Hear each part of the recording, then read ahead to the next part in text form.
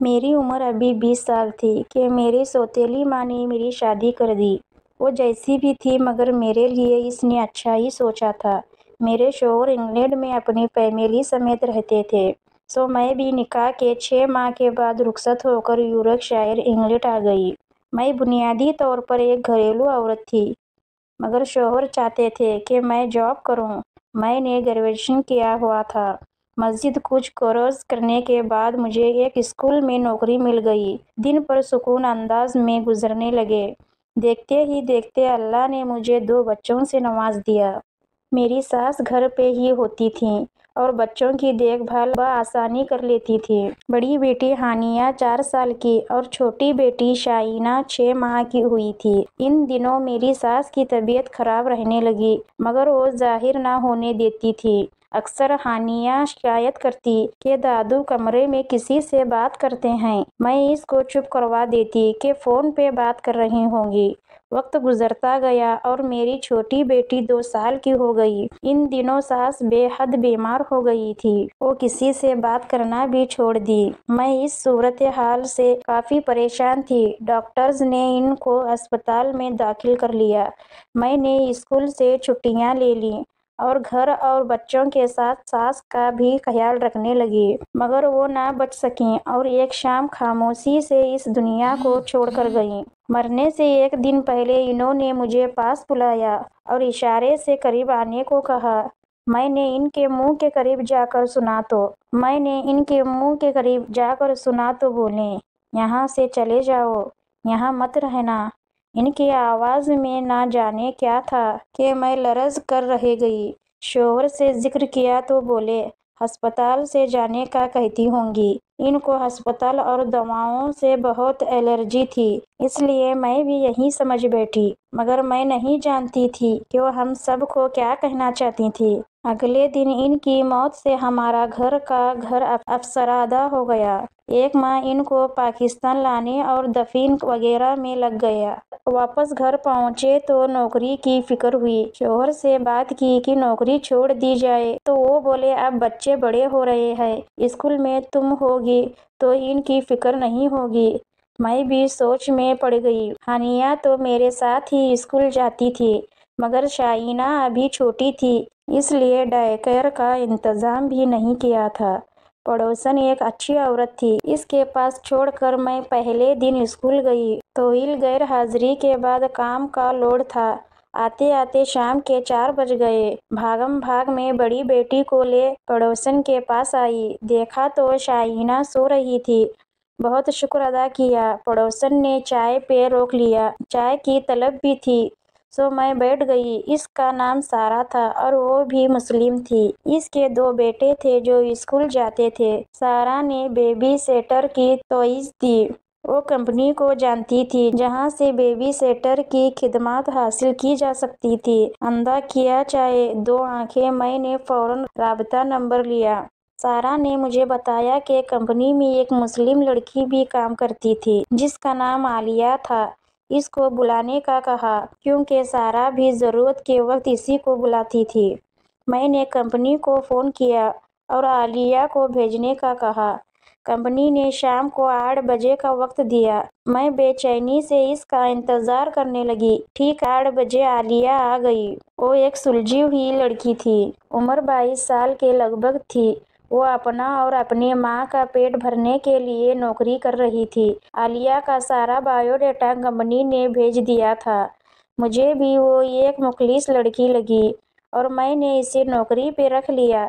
جب اسے معلوم ہوا کہ میں اسے مستقل طور پر رکھ رہی ہوں تو وہ بے حد خوش ہوئی اور اگلے دن صبح 8 بجے آنے کا وعدہ کر لیا۔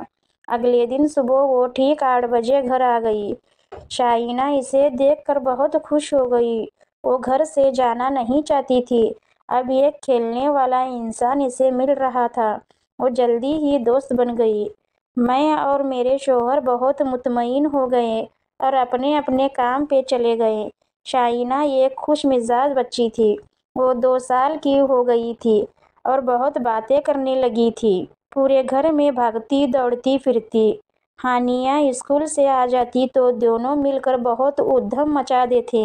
देखते ही देखते 1 माह गुजर गया और आलिया ने मेरा भरोसा जीत लिया। वो एक अच्छी और मुखलिस लड़की थी। कुछ दिनों से मैं देख रही थी कि वो मुझसे कुछ कहना चाहती थी। कई बार वो कुछ कहना शुरू करती मगर बात को छोड़ देती और खुदा हाफिज कहकर निकल जाती। मैंने सोचा शायद इसकी माँ ठीक नहीं तो छुट्टी लेना चाहती होगी। ये सोचकर मैंने अगले दिन इसे चाय पे रोक लिया और कप हाथों में लिए गुमसुम सी बैठी थी। मैंने खुद ही इससे पूछा कि सब खैरियत है। वो मुस्कुराई और कहा। मैं सर हिलाई। मैंने इसके हाथ पे हाथ रखा और इसे यकीन दिलाया कि मुझसे कोई भी बात कर सकती है। वो चुपचाप मुझे देखने लगी। इसकी आंखों में एक उलझन सी थी। ऊपर दाएं कमरे में कौन रहता है? मैं एकदम हैरान सी हो गई। वहाँ मेरी सास रहती थी। मैंने कहा, क्या बात है बोलो। कुछ नहीं बेबी वहाँ चली जाती है और बातें करती हैं। इसने बताया। मैं सोच में पड़ गई। वो इजाज़त लेकर चली गई। रात को शौहर से ये बात की तो बोले, तुम भी क्या फजूल बातें सोचने लगी। इनकी तस्वीर से बातें करती होंगी। मुझे भी सुनकर सुकून सा हो गया। वाकई ऐसा ही था। अम्मा इससे बहुत लाड करती थीं।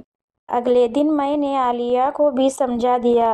वो भी मुतमईन हो गई। मगर मैं नहीं जानती थी आने वाले दिन क्या लेकर आएंगे। इस शाम हमारी शादी की सालगिरह थी। शौहर बहुत खुशगवार मूड में थे। इन्होंने एक फिल्म देखने का प्लान बना रखा था और खाना भी बाहर ही खाने वाले थे। मैंने आलिया से बात कर ली कि वो रात 11 बजे तक बच्चों के पास ही रुक जाए। हमारी कोशिश थी कि हम जल्द घर आ जाएंगे। वक्त मुकर्रर पे आलिया घर आ गई। शाम के 6 बजे थे। बच्चियां टीवी पे कार्टून देख रही थीं। मैंने आलिया को सब औकात समझा दिए कि बच्चों को 8 बजे सोने के लिए ऊपर इनके कमरे में ले जाइए। खाना वो खा चुकी हैं। आलिया के लिए फ्रिज में खाना मौजूद था जो वो खा ले। इमरजेंसी के तौर पे वो मुझे या मेरे शौहर को फ़ोन कर सकती थी। मगर मैं नहीं जानती थी कि मैं इसकी ज़िंदगी को दांव पे लगा कर जा रही थी। हमारे जाने के बाद आलिया ने दरवाज़ा बंद कर दी और तमाम खिड़कियां भी चेक कर ली। बाकी के औकात आलिया ने मुझे बताए।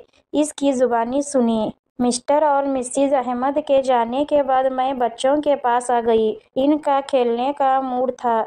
चनाचा मैं इनके साथ ही रही। ठीक 8 बजे मैंने इनको दूध का गिलास देने के बाद सोने के लिए ऊपर इनके कमरे में ले गई। ऊपर की मंजिल पे 3 बेडरूम थे। दाईं जानिब पहला कमरा मिसेज अहमद की सास का यानी हानिया की दादी अम्मा का था। दूसरा मिस्टर बेडरूम था जो वालिदैन के इस्तेमाल में था। दूसरी जानिब बच्चियों का कमरा था। इन कमरों में अटैच बाथ भी थे। बच्चों के कमरे में खासा खुला था। एक तरफ दोनों के बेड लगे थे। इसके सामने बच्चों के कपड़ों की अलमारी थी। सामने के हिस्सों में कालीन बिछाकर खिलौने के रैक और एक छोटा सा खैमा लगा था। ये खेलने की जगह थी। बच्चियां खैमे में बहुत खुशी से खेलती थीं। इसमें टॉर्च लाइट और कुछ खिलौने थे। नीचे एक नरम गद्दा बिछा हुआ था। बच्चियों के बिस्तर ठीक करने और इनको ब्रश करवाने के बाद इनके बिस्तर पर लेटा दिया। हानिया का सोने का इरादा नहीं था बल्कि वो कहानी सुनना चाहती थी। मैंने एक कहानियों की किताब खिलौने के रैक से निकाली जो हानिया की पसंदीदा थी और इसमें से कहानी सुनाने लगी। इस दौरान में शाइना सो गई थी। हानिया को शब खैर कहकर मैंने दरवाज़ा बंद किया और नीचे आ गई। घड़ी की सुइयां 9 बजा रही थी। मुझे कुछ भूख लग गई थी। मैंने फ्रिज में झांका तो पास्ता और एक पिज्ज़ा मौजूद था। मैंने पिज्ज़ा के 2 स्लाइस काटे और गरम करने ओवन में रख दी। घर में एक अजीब सी खामोशी थी। मुझे घबराहट सी होने लगी तो मैं अम्मा को फ़ोन मिलाई। तहरीरे गुलडस्टोन इनसे बात करके काफ़ी सुकून महसूस हुआ। इनसे अपनी घबराहट का जिक्र किया तो वो बोली, अक्सर नई जगह पे ऐसा होता है। दिन में जहाँ कोई उलझन नहीं होती वहाँ रात में अजीब सी अजनबियत महसूस होती है। तुम परेशान ना हो, 2 घंटे में घर वाले आ जाएंगे तो तुम आ जाना, मैं तुम्हारे इंतजार में जागी रहूंगी। ये बात सुनकर मुझे भी हौसला हुआ। वाकई में मैं खामखा घबरा रही थी। फोन बंद करके मैं वहीं खड़ी सोच रही थी कि अचानक अम्वान की बीप हुई और मैं उछल पड़ी। आओ, मुझे क्या हो गया है? मैंने खुद कलामी की और अम्वान से पिज्जा निकाल कर फ्रिज से एक सौडाकिन लेकर लॉन्च में आ गई। टीवी लगाने के लिए जब रिमोट के लिए नजर दौड़ाई तो वो कहीं नजर नहीं आया। मैंने सोफा, कुशन, मेज के नीचे हर जगह तलाश किया मगर इसे ना मिला था। थक कर मैं सोफे पे बैठ गई और पिज्जा खाने लगी। अभी मैंने 2-3 निवाले ही खाए होंगे कि मुझे हंसने की आवाज़ सुनाई दी। मैंने प्लेट मेज के ऊपर रखकर सीढ़ियों के पास आकर कान लगाई। इसी वक्त दोबारा हंसने की आवाज़ सुनाई दी। ये दोनों अभी सोई नहीं हैं, मैं दिल में ही कहती ऊपर आ गई। कमरे का दरवाज़ा खुला था, जबकि मुझे याद था कि मैं इसे बंद करके गई थी। मैंने आहिस्ता से दरवाज़ा खोला। कमरे में नाइट लैंप की नीली रोशनी फैली हुई थी। छोटी बेटी शाइना अपने बिस्तर पर बेखबर सो रही थी, लेकिन हानिया का बिस्तर खाली था। मैंने नज़र घुमाई तो खैमे में रोशनी नजर आई, साथ ही बच्ची का साया भी था। मैं खैमे की तरफ गई और नीचे बैठकर इसे खोलने लगी। हानिया, साथ ही मैंने धीरे से कहा, आपी, मैं यहाँ हूँ। मुझे अपने पीछे से आवाज़ आई। मैंने बैठे बैठे गर्दन घुमा कर देखा तो हानिया बेड के नीचे थी। इसने इशारा किया कि वो खैमे में नहीं है। मेरा दिमाग चकरा कर गिर गया। मैंने आगे बढ़कर खैमे को खोल दिया। इसमें कोई ना था। टॉर्च जल रही थी। मैं घबरा कर उठ खड़ी हुई। मुझे कुछ समझ नहीं आ रहा था। मैंने शाइना को सोए हुए गोद में उठाया और हानिया का हाथ पकड़कर नीचे उतारती चली गई, मगर हानिया ने हाथ छुड़ाकर वापस ऊपर की तरफ जाना चाहा। मैंने इसे रोकने को कहा। शाइना को सोफे पर लिटाकर मैंने इसे बुलाया। मैं वापस जा रही हूँ सोने के लिए, उसने कहा और सीढ़ियाँ चढ़ने लगी। ओ लाराती, मेरी फ्रेंड, इमेजिनरी फ्रेंड, इसने कहा तो मैं सन्नाटे में रह गई। तुम बिस्तर के नीचे क्यों थी? मैंने परेशानी से पूछा। इसकी मम्मा आ गई थी। वो मुझे अच्छी नहीं लगती, डराती हैं, वो नॉर्मल अंदाज में बता रही थी। मेरा दिमाग चकरा रहा था। खैमे में ज़रूर कोई था। कौन था वो, या मेरा वहम था? मुझे कुछ समझ नहीं आ रही थी। इस दौरान हानिया ऊपर चली गई और मैं शाकिद बैठी छोटी को देखते रह गई। जो कुछ भी था, इसका वास्ता ऊपर की मंजिल से था। मेरा वहम था या हकीकत? हानिया को नीचे ले आती हूँ जब तक कि इनके वालिदैन आ जाते हैं।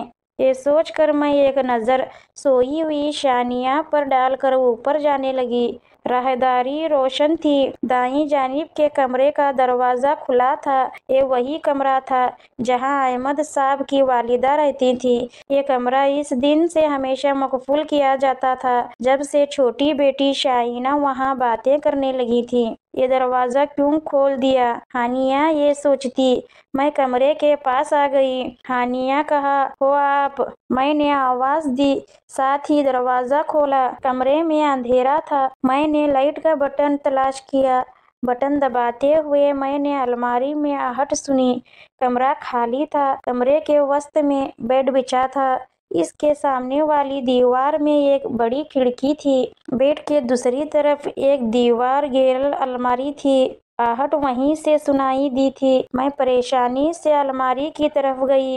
हानिया, आप यहाँ हो? मैंने इसके हैंडल को छुआ। इसी वक्त मेरे पाँव पर किसी ने हाथ रखा। हानिया हमेशा बेड के नीचे छुप के खेलती थी। मैंने देखे बिना कहा, ये खेलने का वक्त नहीं है। इसी दम पीछे से आवाज़ आई, आपी, मैं यहाँ हूँ। मैंने झटके से मुड़कर देखा तो हानिया दरवाजे में खड़ी थी। तो ये हाथ किसका था? मैंने नीचे देखा तो एक सफेद सा बाजू नजर आया और मेरी हल्क से चीख निकल गई। मैं बुरी तरह दौड़ती हुई नीचे आ गई। हानिया मेरे साथ थी। मैं इस घर में नहीं रह सकती, मुझे जाना होगा। चलो बच्चों, हमें जाना होगा अभी, मैंने हानिया से कहा और शाइना को उठाना चाहा, मगर सोफा खाली था।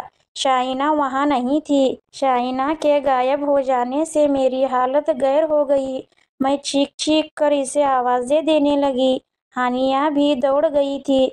मुझे कोई जवाब ना मिला तो मैं सोफे पर गिर कर रोने लगी। मेरा जहन मौफ हो गया था। हानिया मुझसे लग कर रोने लगी। इसे रोता देखकर मैंने खुद को संभाला। मुझे हिम्मत करनी होगी, ऐसे कुछ नहीं हो सकता। इन बच्चों की निगरानी थी, मैं इन्हें कुछ नहीं होने दे सकती थी। चाहे कुछ भी हो जाए, मुझे बच्चों की हिफाजत करनी होगी। मैंने आंसू पोंछ डाले, हानिया को साथ लपटा लिया, इसको तसल्ली दी और कहा कि हमें शाइना को ढूंढना है। हमें इसे पूरे घर में तलाश करेंगे और कहीं नहीं जा सकती, वो यहीं होगी, इसी घर में। ये सब समझाने के बाद हमने शाइना को ढूंढना शुरू कर दिया। नीचे ड्राइंग रूम में टीवी लॉन्ज के अलावा एक स्टडी रूम भी था। मैं वहां गई। हानिया भी मेरे पीछे पीछे थी। पूरा कमरा खाली था, वहां कोई न था। मैंने शाइना को आवाज दी, मगर कोई जवाब न मिला। हानिया बाहर निकल गई। मैं इसके पीछे ही बाहर आ गई थी। मैंने सोचा फोन करूं और मिसिज अहमद को ये सब बताऊं, मगर वो मेरी बात का यकीन न करती और शाइना का ख्याल न रखने के लिए उल्टा मुझे सरजनीश करती। मैंने शाइना के बारे में सोचना शुरू कर दिया। और कहाँ जा सकती है?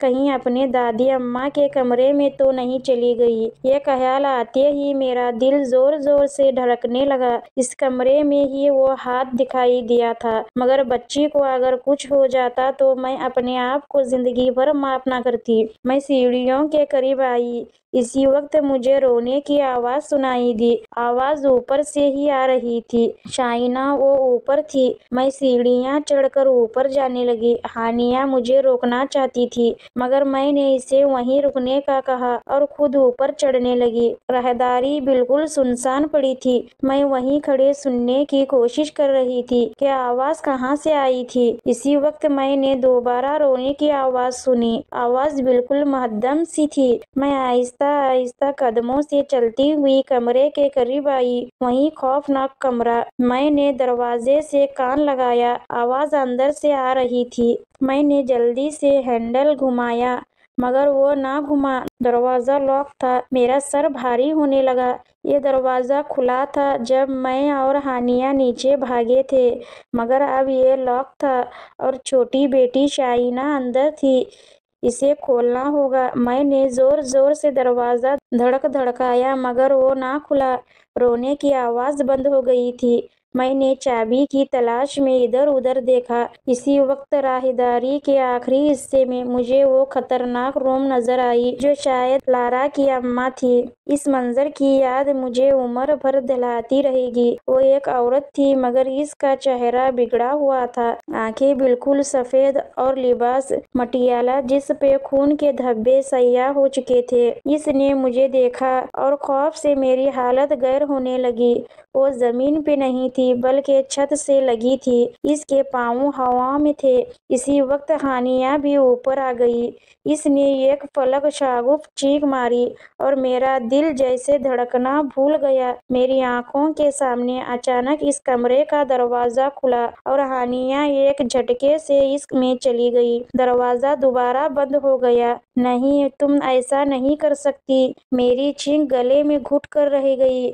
मैं दरवाजे की तरफ भागी। इसी वक्त वो मेरे कान के करीब चिल्लाई, लियो इस अलोन। वो तो मेरे पीछे खड़ी थी। मुझे एक जोरदार झटका लगा और मैं हवा में उड़कर सीढ़ियों से टकराई और लुढ़कती हुई सीढ़ियों नीचे जा गिरी। मेरा सर रेलिंग से टकराया और आंखों के सामने अंधेरा छा गया। बेहोश होने से पहले आखिरी आवाज जो मैंने सुनी वो हानिया की चीख की आवाज थी। اس کے بعد مجھے کچھ ہوش نہ رہا، یہاں تک کہ واقعات عالیہ نے مجھے سنائی۔ ہم جب کھانے کے بعد گھر پہنچے تو گاڑی سے نکلتی ہی ہمیں ہانیہ کی چیخیں سنائی دیں۔ میں اور میرے شوہر گاڑی بند کرنا بھول کر گھر کے اندر بھاگے۔ دیکھا تو عالیہ سیڑھیوں کے نیچے بے ہوش پڑی تھی اور اس کے ماتھے سے خون بہہ رہا تھا۔ ہانیہ اور شائنہ اوپر چڑھ رہی تھی، ساتھ ہی دروازہ پیٹنے کی آوازیں بھی آ رہی تھی۔ ہمیں کچھ سمجھ نہیں آیا کہ یہاں کیا ہوا تھا۔ عالیہ کی حالت کافی خراب تھی۔ میرے شوہر نے ایمبولینس کو فون کیا اور میں اوپر بھاگی۔ اوپر پہنچی تو دیکھا کہ میری ساس کے کمرے سے بچوں کی آوازیں آ رہی تھیں۔ میں نے ہینڈل گھمایا تو دروازہ کھل گیا۔ اندر دونوں بچیاں بند تھیں، رو رو کر برا حال تھا۔ ہانیہ کے بائیں گال پہ نیل پڑا تھا اور ہونٹ بھی پھٹا ہوا تھا۔ اس نے مجھے دیکھا تو روتے ہوئے مجھ سے لپٹ گئی۔ شائنہ زمین پہ لیٹی تھی، اس کے ہاتھ میں ایک ڈائری تھی۔ میں نے اسے گود میں لیا اور نیچے آ گئی۔ عالیہ کے لیے ایمبولینس آ گئی تھی، وہ ابھی تک بے ہوش ہی تھی۔ ہانیہ اسے دیکھ کر آپی آپی چلانے لگی۔ آپی کو کیا ہوا ہے؟ وہ مجھ سے پوچھ رہی تھی۔ میری سمجھ میں کچھ نہیں آ رہا تھا۔ ہم بس ہسپتال چلے گئے۔ عالیہ کے والدہ کو اطلاع دے دی گئی تھی، وہ بھی وہاں آ گئی تھی۔ ڈاکٹروں نے بتایا کہ عالیہ کو گہری چوٹیں نہیں ہیں، وہ جلدی ٹھیک ہو جائیں گی، اور ہانیہ کو بھی دوا دی۔ ہانیہ نے مجھے بتایا کہ دادی اماں اس کمرے میں لے گئی تھی اور شائنہ کو بھی۔ ہم نے وہاں یہی کہا کہ دونوں سیڑھیوں سے گر گئی تھیں۔ شائنہ کے پاس جو ڈائری تھی وہ میری ساس مرحومہ کی تھی۔ اس کو پڑھا تو معلوم ہوا کہ اس گھر میں کئی سال پہلے ایک ماں بیٹے کو قتل کر دیا گیا تھا۔ پولیس کو قتل کا سراغ نہ مل سکا تھا۔ بعد میں معلوم ہوا کہ باپ ہی ان دونوں کا قاتل تھا۔ ان کی روح اب تک وہیں تھی، وہ وہاں کسی کو آباد نہیں دیکھ سکتی تھی۔ میری ساس نے ایک روحانی عمل کے ذریعے ان کو اپنے کمرے تک محدود رکھا تھا، مگر ان کی وفات کے بعد وہ بچیوں پہ حاوی ہونے لگی تھیں۔ دوسرے روز عالیہ نے جب یہ سب واقعات سنائی تو مجھے اپنی ساس کی بات یاد آئی کہ یہاں سے چلے جانا، یہاں مت رہنا۔ عالیہ نے جو کیا میں اس کا بدلہ نہیں دے سکتی تھی۔ اس نے اپنی جان کو خطرے میں ڈالا تھا۔ ہم نے اسی ہفتے مکان بدل لیا۔ اسی عرصہ بھی میں بچوں کے ساتھ ایک ملنے والوں کے گھر رہی۔ میری بچیوں اور عالیہ آج بھی بہت اچھی دوست ہیں، اور عالیہ اور اس کی والدہ ہمارے گھر کے فرید کی طرح ہیں۔